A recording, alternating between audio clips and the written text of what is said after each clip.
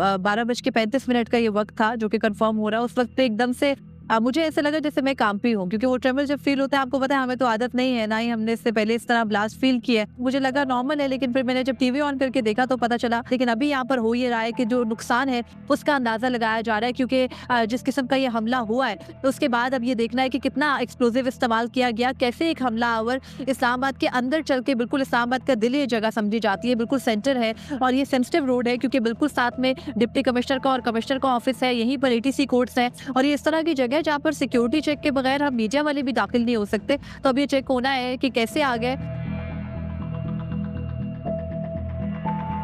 है, कहाँ पे करोगे? इस्लामाबाद के अदालतों में।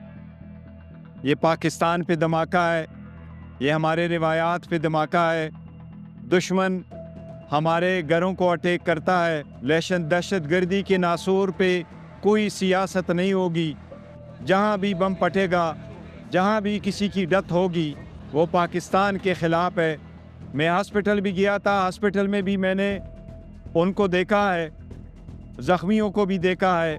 इंशाअल्लाह ताला हम इस नासूर को हमेशा के लिए ख़त्म करेंगे।